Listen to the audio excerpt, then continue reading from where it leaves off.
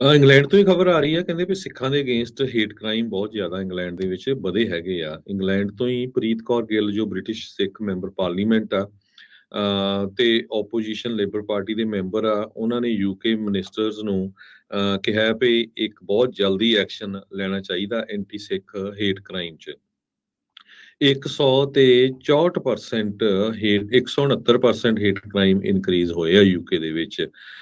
ਕਹਿੰਦੇ ਵੀ 2021 ਤੋਂ ਲੈ ਕੇ 2022 ਚ 301 ਕੇਸ ਰਿਪੋਰਟ ਹੋਏ ਆ, ਜਦੋਂ ਕਿ 2020 ਚ ਸਿਰਫ 112 ਕੇਸ ਰਿਪੋਰਟ ਹੋਏ ਸੀ। ਇਹ ਉਹਨਾਂ ਨੇ ਆਪਣੇ ਜੋ ਟਵਿੱਟਰ ਦਾ ਅਕਾਊਂਟ ਆ ਉਹਦੇ ਉੱਤੇ ਲਿਖਿਆ ਹੈਗਾ। ਸੋ ਦੇਖੋ ਇੰਗਲੈਂਡ ਦੇ ਵਿੱਚ ਕਿੰਨੇ ਸਮੇਂ ਤੋਂ ਸਿੱਖ ਰਹਿੰਦੇ ਆ, ਤੇ ਹਜੇ ਵੀ ਉੱਥੇ ਜੋ ਹੇਟ ਕ੍ਰਾਈਮ ਆ ਸਿੱਖਾਂ ਦੇ ਅਗੇਂਸਟ ਬਹੁਤ ਚੱਲ ਰਹੇ ਹੈਗੇ ਆ।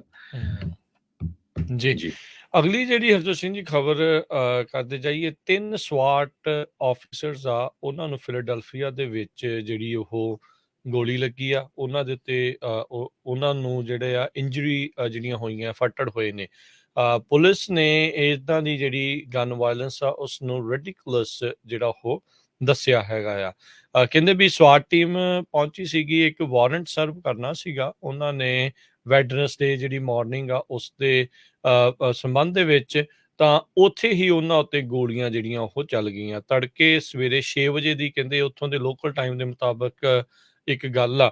ਅਗਸਤ ਦੇ ਵਿੱਚ ਹੋਮੋਸਾਈਡ ਜਿਹੜਾ ਆ ਉਸ ਦੇ ਲਈ ਉਹ ਬੰਦਾ ਲੜਿੰਦਾ ਸੀਗਾ, ਸਸਪੈਕਟ ਸੀਗਾ, ਤੇ ਮਲਟੀਪਲ ਆਰਮਡ ਰੋਬਰੀਜ਼ ਦੇ ਵਿੱਚ ਵੀ ਉਸਨੇ ਪਾਰਟਿਸਿਪੇਟ ਕੀਤਾ ਸੀਗਾ। Philadelphia police first deputy commissioner John Stanford ਨੇ ਨਿਊਜ਼ ਕਾਨਫਰੰਸ ਦੇ ਵਿੱਚ ਇਸ ਬਾਰੇ ਜਿਹੜੀ ਉਹ ਜਾਣਕਾਰੀ ਦਿੱਤੀ। 19 ਸਾਲਾਂ ਦਾ ਸਸਪੈਕਟ, ਉਸਨੇ ਜਿਹੜੀਆਂ ਦਰਵਾਜ਼ੇ ਦੇ ਵਿੱਚੋਂ ਹੀ ਗੋਲੀਆਂ ਚਲਾਉਣੀਆਂ ਸ਼ੁਰੂ ਕਰ ਦਿੱਤੀਆਂ, ਫਿਰ ਬਾਰੀ ਥਾਣੀ ਵੀ ਗੋਲੀਆਂ ਜਿਹੜੀਆਂ ਉਹ ਚਲਾਈਆਂ।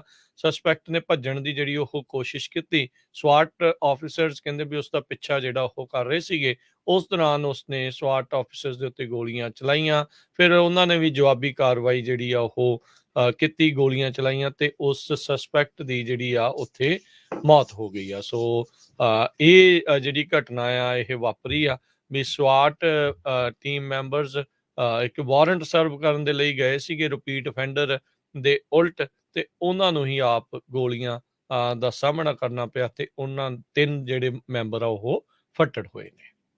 ਜੀ ਸਾਡਾ ਸਮਾਂ ਬ੍ਰੇਕ ਦਾ, ਤੇ ਬ੍ਰੇਕ ਤੋਂ ਬਾਅਦ ਕਿਸ ਤਰ੍ਹਾਂ ਇੱਕ ਪੰਜਾਬੀ ਦੇ ਅਕਾਊਂਟ ਦੇ ਵਿੱਚ $10 ਮਿਲੀਅਨ ਚਲਾ ਗਿਆ ਭੁਲੇਖੇ ਦੇ ਨਾਲ, ਤੇ ਉਸਨੇ ਖਰਚ ਵੀ ਲਿਆ, ਤੇ ਉਹ ਆਪਾਂ ਤੁਹਾਡੇ ਨਾਲ ਸਾਂਝੀਆਂ ਕਰਾਂਗੇ ਖਬਰਾਂ।